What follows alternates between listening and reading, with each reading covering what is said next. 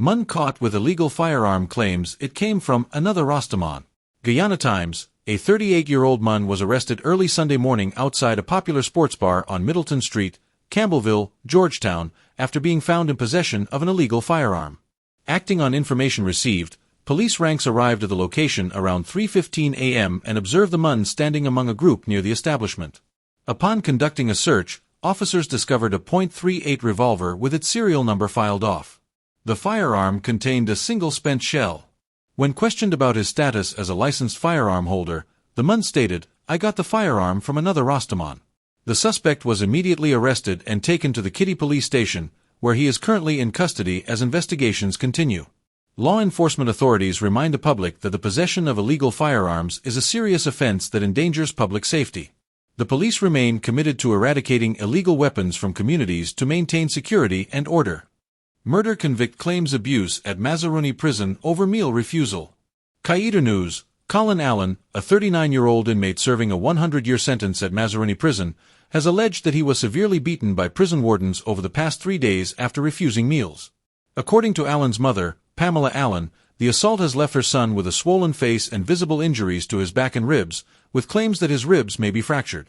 Pamela Allen, speaking to Guyana News, said she was alerted by an anonymous source who provided photos of her son's injuries. She stated that her son refused to eat after hearing that his food might have been poisoned. "This is not the first time my son has faced this kind of situation," Pamela explained, alleging that a specific prison warden has been targeting her son with threats and hostility. Colin Allen is known for being vocal about the treatment of inmates, which, according to his mother, has made him a target for abuse. "Prisoners are human too," she stated. "They shouldn't be treated like animals."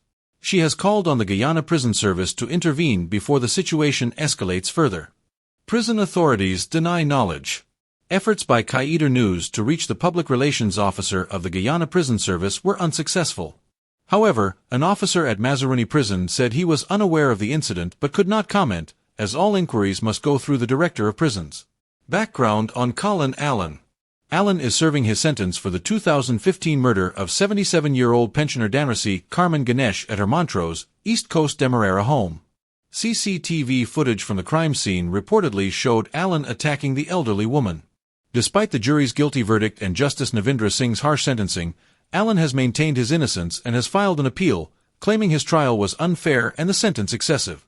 Justice Singh had remarked during sentencing, "I don't think a Mun like you should ever see daylight again."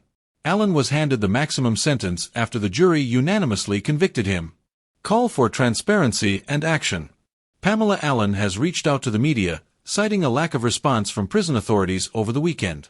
She emphasized her son's safety concerns and the need for an independent investigation into the alleged abuse. This incident raises questions about the treatment of inmates in Guyana's prison system and the mechanisms for accountability within correctional facilities. New Amsterdam woman alleges police stole cash during home search. Guyana Times, a New Amsterdam resident, Nadine James, has accused police officers of stealing over $270,000 during a search of her home in Mount Sinai, commonly known as Angois Avenue. The allegations have prompted an official investigation by the police. According to James, the incident occurred around 5:55 p.m. on Wednesday when a group of officers, 4 in civilian clothes and 4 in uniform, arrived at her residence. She claims the officers conducted a search without presenting a warrant, stating they were looking for illegal items such as guns, ammunition, and drugs. James, who operates a small fish and chips business, stated that she allowed the officers to search her home but was unable to monitor their movements fully. She alleges that a significant amount of money was missing after the officers left. "I had $800,000 from my business and my boyfriend's savings.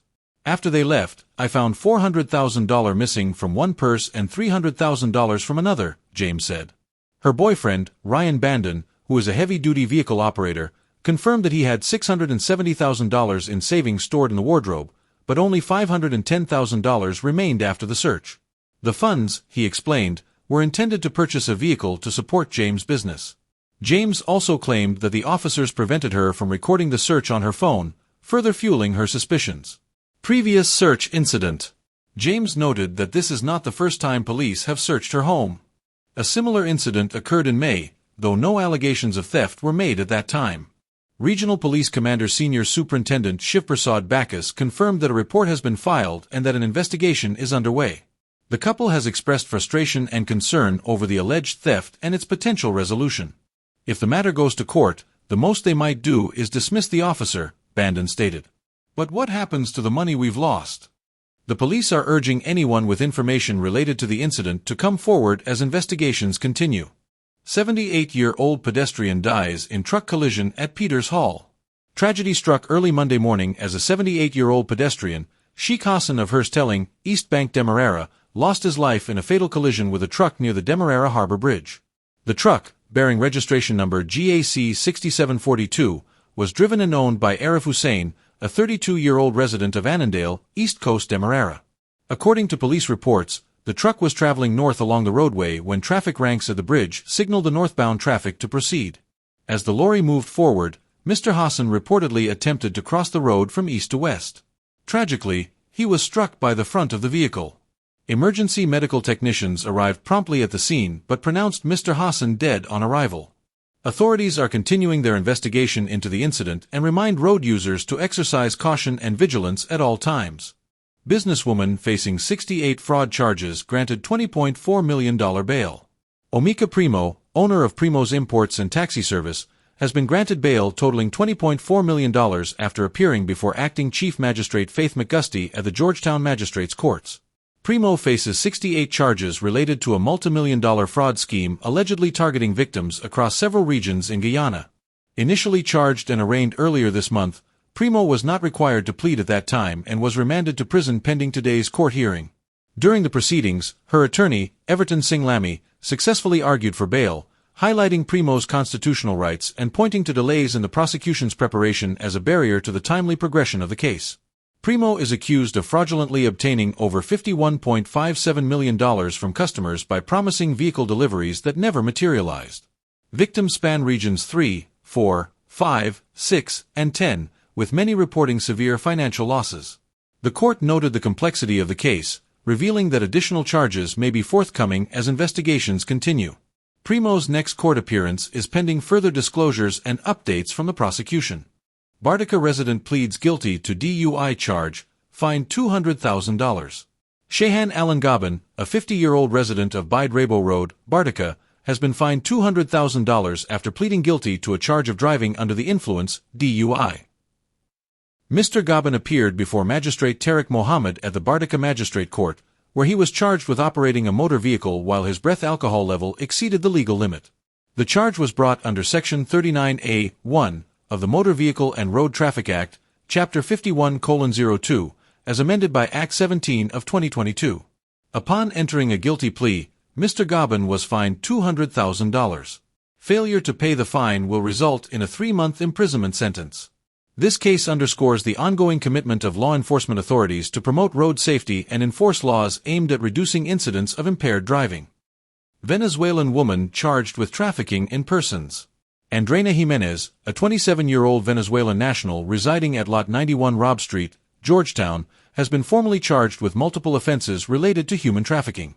Ms. Jimenez faces 3 counts of trafficking in persons, in violation of Section 4(1)(a) of the Combating of Trafficking in Persons Act, No. 7 of 2023.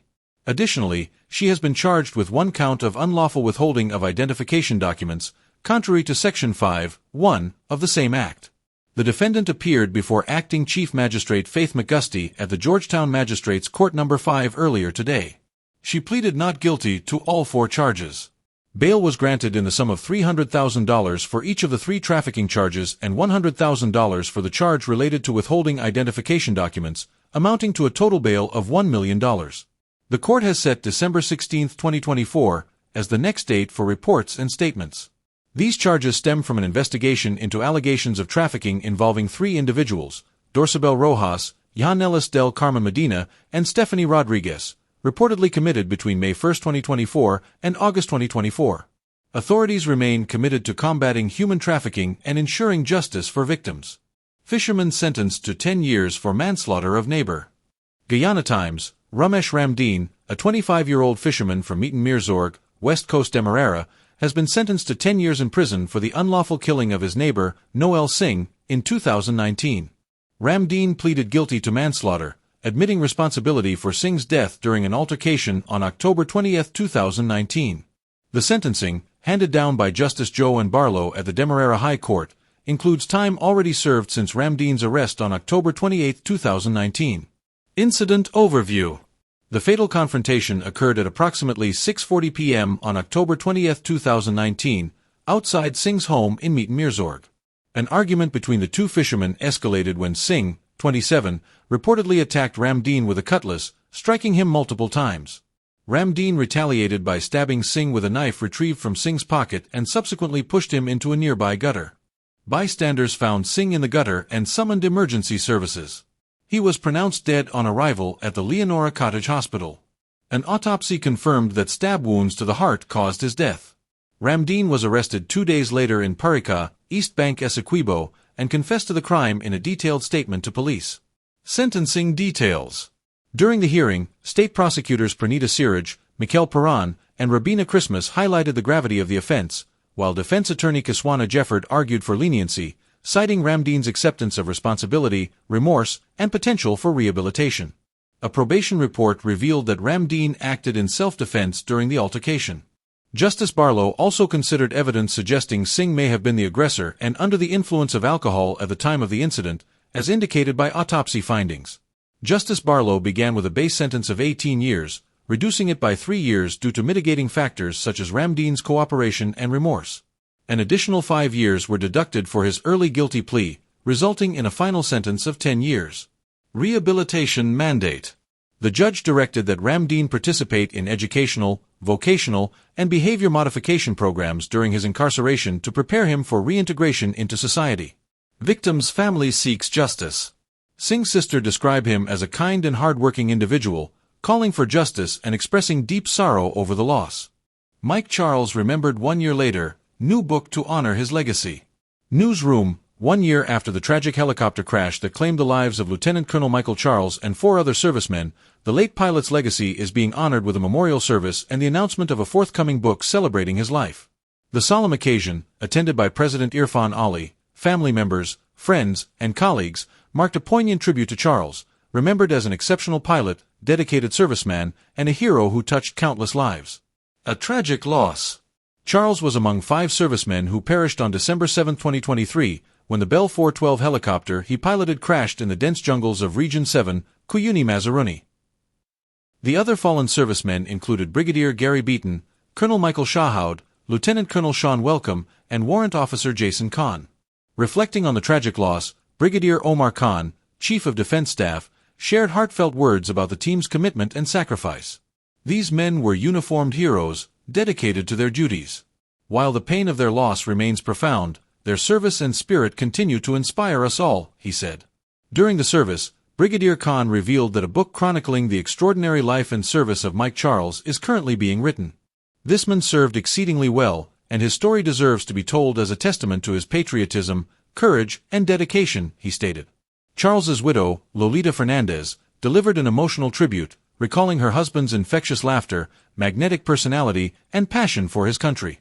Mike may no longer be with us physically, but his spirit lives on in the countless lives he touched, she said. She described Charles as a patriot, a skilled aviator, an avid photographer, and a man of unwavering principles. Mike was not tall in stature, but his spirit was mighty. He stood for truth, honesty, and justice, and his memory continues to inspire us all to live with the same love and light he brought to the world, Fernandez added. President Irfan Ali echoed these sentiments, describing Charles as a shining example of duty and service. Mike was the eyes in the sky for our country, capturing the beauty of Guyana while safeguarding its sovereignty, the president said. He noted that Charles's legacy extends beyond his immediate family, leaving an indelible impact on the nation and serving as an inspiration to his fellow servicemen. This anniversary reminds us of the void his passing has left in our hearts. Yet, as we honor his memory, we find strength in the legacy of love, courage, and dedication that he has left behind, President Ali concluded. The memorial service was a moving celebration of a life well lived and a commitment to ensuring that Mike Charles's story continues to inspire future generations. Munn sentenced to 14 years for fatal stabbing in Sophia. Guyana Chronicle, Randy Willings, a 33-year-old father of 3 from Sophia, Greater Georgetown, has been sentenced to 14 years in prison for the 2021 unlawful killing of Kevin Smith, a 37-year-old handyman. The sentence was delivered last Thursday by Justice Joe and Barlow at the Demerara High Court. The incident, which occurred on February 8, 2021, followed a heated argument between the two men at Smith's home on the Seafield Reserve Dam in Sophia. According to reports, the altercation escalated when Willings armed himself with a knife and stabbed Smith 3 times, once in the chest, once in the abdomen, and once above the left knee. Smith succumbed to his injuries shortly after being rushed to the Georgetown Public Hospital Corporation. Trial and sentencing. Willings was initially charged with murder but was later found guilty of manslaughter by a jury. During sentencing, Justice Barlow considered both aggravating and mitigating factors. State Prosecutor Mikel Perron highlighted the violent nature of the crime and the trauma inflicted on Smith's family. Defense attorney Kiswana Jefford argued for leniency, pointing to Willings' clean criminal record, genuine remorse, and potential for rehabilitation. The court also considered a probation report that described Willings as a quiet individual with no history of violence. It noted his challenging upbringing, marked by the early death of his parents, as a contributing factor to his past delinquency. Final sentence. Justice Barlow started with a base sentence of 18 years, which she reduced by 4 years due to mitigating factors, resulting in a final sentence of 14 years. She emphasized the seriousness of the offense, particularly as it occurred in the victim's home, and the troubling pattern of resolving conflicts with violence. The time Willings has spent in pretrial detention since February 2021 will be deducted from his sentence.